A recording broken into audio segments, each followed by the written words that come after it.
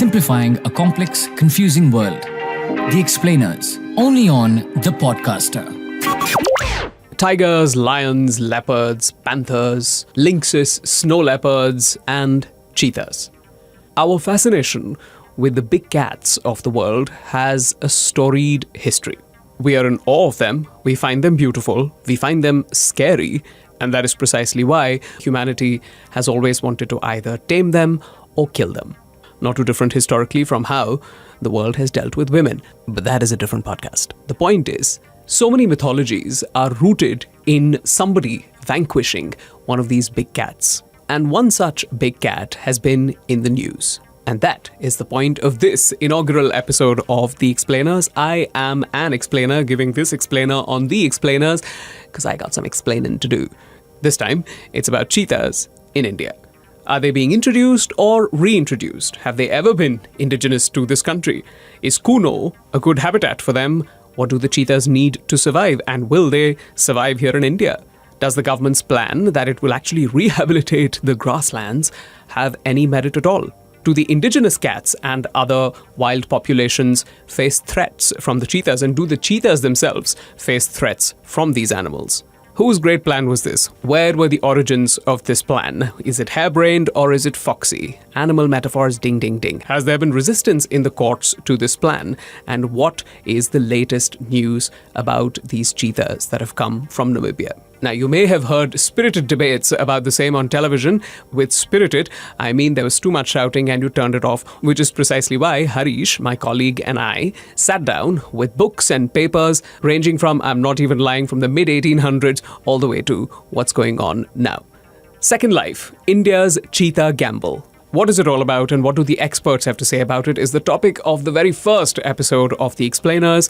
This is The Podcaster and my name is Rakesh Sharma. We help you understand the world. The Explainers, only on The Podcaster. The Podcaster. All right. The cheetahs have not been seen in India since 1952, but are now back in the news thanks to the central government's desire to rectify that situation. On the 16th of September, Prime Minister Modi released 8 cheetahs into a temporary habitat in Kuno Palpur National Park in Madhya Pradesh, as I'm certain you've all seen, including the camera with the lens lit. Quite the birthday gift on the 16th of September, and quite the PR coup too, considering on the 17th of September, he also released the National Logistics Policy and said logistics in India should be progressing at the speed of a cheetah. The cheetahs were transported from Namibia to Kuno as part of India's ambitious and controversial plan to reintroduce these extinct animals in India's forests. Now, introduce, reintroduce, this is what we'll be looking into in a little detail. But first, let's take a look at this movement of cheetahs across continents in aircrafts. Back in September, 8 cheetahs, 5 females and 3 males were flown in from Namibia's capital Windhoek in a customized Boeing 747-400 aircraft to Gwalior. The 11-hour flight marked the first time that a big cat was moved from one continent to another to be reintroduced in a forested area. This is supposed to be the first phase of a multi-year plan by the government to reintroduce cheetahs in India. You see, cheetahs have been officially extinct in our country since 1952. It is estimated that the last cheetah, the kind that they say is native to India, was hunted down by an Indian royal, Maharaja Pratap Singh Dev, 5 years earlier, in 1947, in what is today the state of Chhattisgarh. 70 years since cheetahs have gone extinct in India officially, and 75 Amrit Mahotsav since the last recorded encounter with one in the wild. Now, the question is, why are we fascinated by cheetahs? We are a country that is blessed with great big cats. We have tigers, which were on the brink of extinction but have been brought back due to successful conservation efforts. We'll talk about that in a bit. Leopards, panthers, and we have the Asiatic lion in Gir, although some people think they may not be indigenous to India either, but that's a different story, which we'll address in a little bit. But why are we fascinated by cheetahs? India has been a home, like I said, for several big cats, and we have been fascinated by them for ages. The big cats are found on Indus Valley Civilization seals. They were part of Ashokan They were part of Ashoka-era seals and capitals. Many royal mythologies have big cats prominently featured among them. I can think of Hoysala. Kannada folklore tells a legend of one young man called Sala, also known as Poisala, who, according to legend, saved his Jain guru by killing a tiger. Sometimes it is also described as a lion, but a big cat nevertheless that they encountered while in a forest. The word strike, which translates to hoi in Old Kannada, and hence the name Hoysala. The point I'm trying to make is big cats have featured big in our mythologies. We are terrified, fascinated, captivated, but we're also inexplicably connected to them. According to a National Geographic article from 2020, quote, India has 15 species of wild cat living within its 1.1 million square miles, accounting for 40% of all species found worldwide. Now, this amazing diversity is ruined by one glaring exception. Were it not for the loss of the Asiatic cheetah, driven to brink of extinction in India by centuries of persecution, then eradicated in the early 1950s, 16 of the 40 living species of wildcat would be found in a single country. The cheetah is an apex predator, sits atop the food chain, feeds on small and medium-sized mammals. You see, cheetahs play a significant role in maintaining overall ecological balance. Cheetahs are, of course, most famous for the fact that they are the fastest land animals. Long-legged and swift-moving, sleek and lithe, these cats can reach speeds of up to 110 kilometers per hour when they hunt. In human, or at least in car speed terms, cheetahs can go from 0 to 60 miles per hour or 0 to 96 kilometers per hour in just 3.5 seconds. These magnificent creatures can accelerate as fast as a sports car in just 3 to 4 strides. But they, of course, cannot sustain those speeds over long distances. With great speed comes great exhaustion. Their top speed drops off after 20 to 30 seconds and they need to slow down to catch their breath. The fastest recorded land speed by a mammal is held by a female cheetah called Sarah. She covered 100 meters in just 5.95 seconds. Usain Bolt, on the other hand, who holds the world record for the 100-meter sprint, covered the same distance in 9.58 seconds. So the fastest human athlete in recorded history reached a mere 28 miles per hour. Most of us average folks are much slower, much slower. And that's why we are fascinated by the cheetah. It is built to hunt down prey, and it does so in magnificent speeds.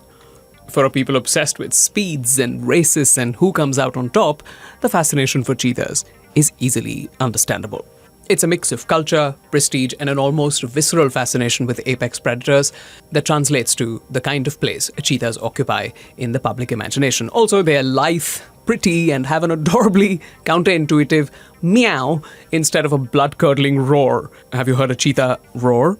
It's kind of cute. Listen to it. Here's one.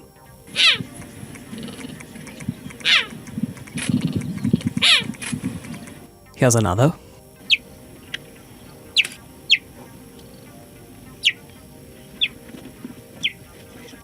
Is it a bird? Is it a toy car? No, it's a cheetah, an apex predator. But do those cute big cats, social media friendly cats if you will, belong here in India? That is the question. Let's start with the basics. It's more or less understood that human activity, human presence takes a gradual toll on nature over decades or centuries, and this has happened with cheetahs as well, especially in the modern era.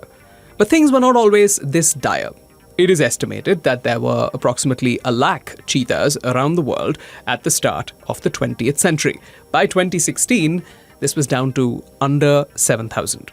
The Asiatic cheetah's natural habitat is spread over a vast area, from the Arabian Peninsula all the way to Afghanistan and India. In India, the habitat extended all the way to Tirunelveli district in present-day Tamil Nadu and to the northeastern states as well. Experts say the word cheetah is in fact derived from a Sanskrit word, chitraka, which translates to spotted or speckled. Records from the early 17th century show that some royal families in India owned cheetahs. That's right, they owned cheetahs. There are paintings from the 1600s depicting Mughals hunting cheetahs. One popular painting from 1602 depicts Mughal Prince Salim of Salim Anarkali and Mughal-e-Azam, blindfolding a cheetah after a hunt. Salim would of course go on to become Jahangir, and his father, Akbar, everybody's favourite, is said to have owned 1,000 cheetahs. Yep, 1,000 cheetahs.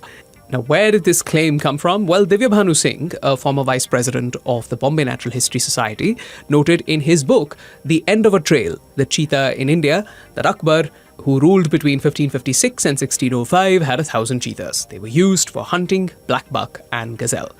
But such claims are, of course, contentious. Yusuf Ansari, a Mughal history specialist himself and one of the co-authors of Exotic Aliens, The Lion and Cheetah in India, which was written alongside Valmik Thapar and Romila Thapar, clarified, and I quote, "I don't believe that the imperial stable ever held 1,000 cheetahs at a particular time. If indeed the emperor had a collection of 1,000, these must have included numbers that ranged in the imperial hunting grounds and royal parks as well." Now, this skepticism is a fascinating new twist in the origin story of the Indian cheetah, but it is not unfounded. Why?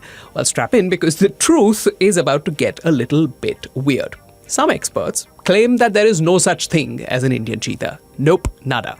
They say the Asiatic cheetah is not native to India and was in fact brought here by merchants, envoys from foreign kings, etc. in large numbers over the last several centuries. Historian Romila Thapar offers a hypothesis that overturns conventional wisdom that lions and cheetahs are historically native to India, something the Indian establishment has always taken for granted. She told renowned conservationist Bittu Sehgal in an interview, and I quote, "References to the roar of the lion go back to the Rig Veda of the late 2nd millennium BC. But the Rig Veda was the text of the particular area of the borderlands in the northwest towards Bactria and of the Punjab. It was not a text referring to all of India. The composers of the hymns or their forefathers could have met the lion or heard about it from its presence in the adjoining Oxus Valley. There is one fierce animal that is clearly said to be indigenous to India and is described by Ctesias, who lived at the Persian court in the 6th century BC. This animal is neither a lion by any stretch of the imagination nor a cheetah, and most scholars who have studied the text tend to identify it as the tiger." Unquote. She claims that while the tiger was the more familiar animal for those ancient Indians and therefore indigenous, the lion may have entered the scene later, and the same goes for the cheetah as well. So, not so Indian after all.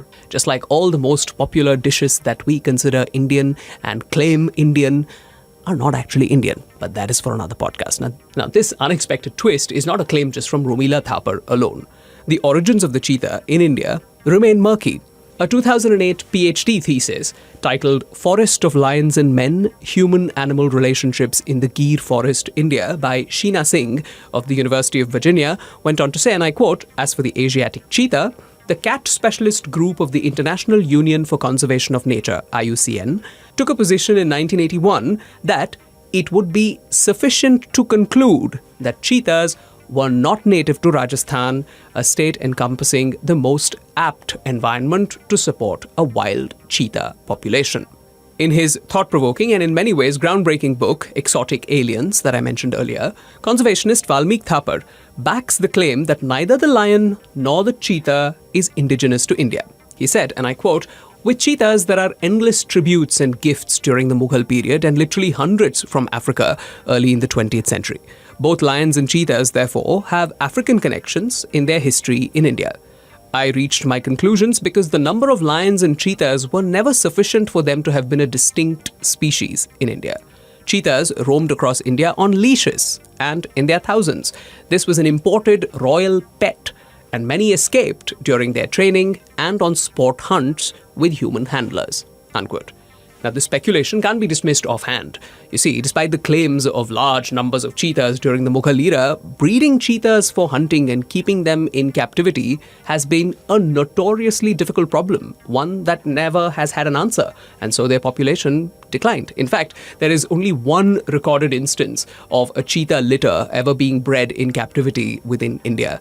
Divyabhanu Singh claims that the British, who usurped power from the Mughals, demonstrate little interest in capturing cheetahs in India, indulging in the sport only occasionally. So a lot of historians, prominent historians and conservationists, seem to believe that the cheetah may not have had an indigenous Indian presence at all. In any case, given the fascination with the big cats, Indian royal families and British colonial officers loved the prestige of hunting. They hunted tigers, lions, panthers, leopards, cheetahs by the hundreds, leading to a massive drop in the population of these big cats. One estimate from 1799 put the number of cheetahs in the wild at approximately 230. We've all seen old photographs of the busts of big cats and other hunting trophies adorning walls in the bungalows and palaces of royal families and rich people of yore. Creepy, I know. Well, that indulgence and the overall lionizing of hunting had a catastrophic effect, obviously, along with the depredations that the advancement of human civilization anyway wrought on animal habitats. Another big factor for the decline in the population of these imported pets, if you will, was human progress. Growing human populations devastated the forests where cheetahs in India lived and led to a precipitous drop in their numbers. Human settlements and villages encroached on the cheetah's natural habitat, the grasslands and the forest. The clash between human progress and animal habitat is a quintessential story of humans. We grow in number, build more houses, farm our food, and domesticate some animals, and this encroaches upon forests that house tigers, leopards, cheetahs, etc., which then leads to conflict. The cycle repeats until the predators either become extinct or are fenced off in sanctuaries. We see evidence of such run-ins even today. The odd news story of a leopard inside the IIT Bombay campus, or a wild big cat loitering inside an apartment complex in Thane, or indeed an acquaintance of mine whose house is in Kuno and he has dogs, and a leopard came in to pick the dog off. They all serve as reminders that we humans have merely crowded them out. But of course, there is another perspective to be had here, one beautifully explored by Amitav Ghosh in The Hungry Tide, where a person belonging to one of the indigenous communities has been forced to move away because that area has been cordoned off as a tiger sanctuary. The person who belongs to a community that has lived and survived and depended on these forests for thousands of years goes on to ask, is my life not important? In your bid to increase the numbers of these tigers, why am I being uprooted and why are my ways of life not considered important enough to be sustained? It's an incredibly important point of view to have, and as an aside, encourage you to read not only The Hungry Tide by Amitav Ghosh, but a lot of his writings, which I believe are incredibly important. In any case, all of these factors that I just mentioned combine to deal a deadly blow to the cheetah population in India, whether or not indigenous.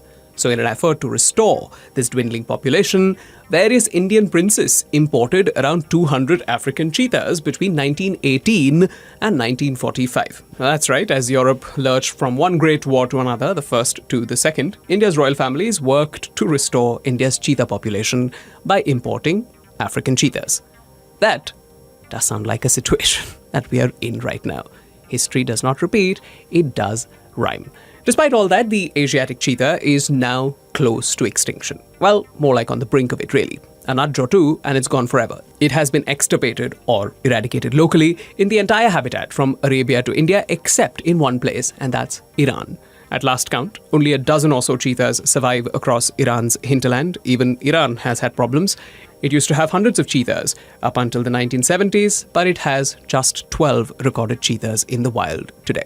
Some other estimates claim that there were between 75 and 100 Asiatic cheetahs across Iran and southwestern Pakistan around 2008, but that estimate has not been verified.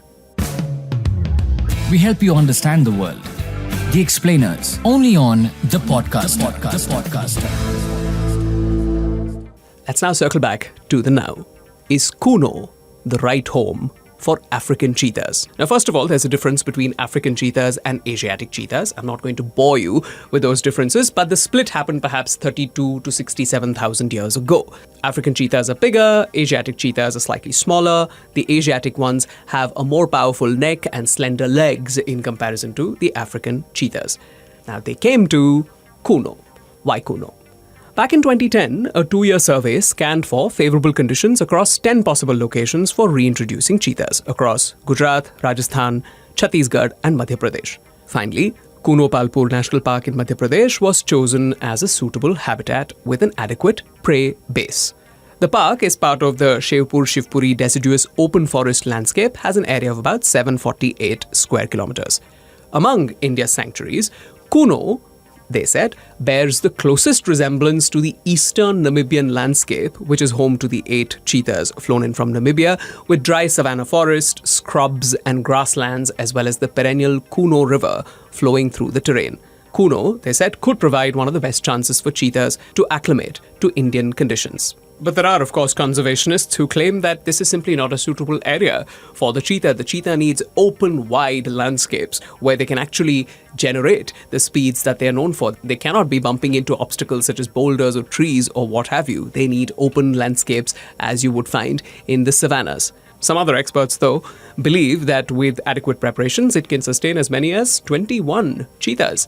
Those preparations were in fact not vague promises. Much work had already been done because Kuno was being considered as a second location for the endangered Asiatic lion as a backup to the lion population in Gir, so to speak, in case they were hit by any disease. Kuno Palpur is also special for another reason. One report by Scroll went on to say Kuno is probably the only wildlife site in the country where there has been a complete relocation of villages from inside the park, meaning it has been planned or customized for wildlife conservation. Kuno could potentially house the 4 big cats of India, tiger, lion, leopard and cheetah, and allow them to coexist as they have done, historically. Valmik Thapar, an outspoken critic of the project, is simply not convinced. Fearing for the cheetah's survival, he says, and I quote, Kuno Palpur as an area is home to the Indian leopard, the occasional tiger and lots of hyenas. Leopards, tigers and hyenas are enemies of cheetahs. When the cheetahs are finally released into the forest, they will have to deal with their number one enemy, which is the leopard. The leopard population will climb to 400 leopards, the hyenas will be in their hundreds, and both these animals will tear apart any cheetahs that you introduce. You're planning 35 to 50 cheetahs in the next 5 to 10 years? The cheetah has no hope in this, unquote. No words spared there. Thapar also says African cheetahs live on Thompson's gazelles and small antelope in Africa. And he says, we have not prepared or rehabilitated black buck herds. We have not rehabilitated Indian chinkara or four-horned antelopes. So what are the cheetahs going to run after? So we have an area with lots of problems. He also then warns that introducing an exotic species will make indigenous species suffer tremendously. Thapar claims forest officers will have their hands full ensuring the mere survival of these cheetahs, perhaps at the cost of them ignoring the other indigenous species that have always existed there.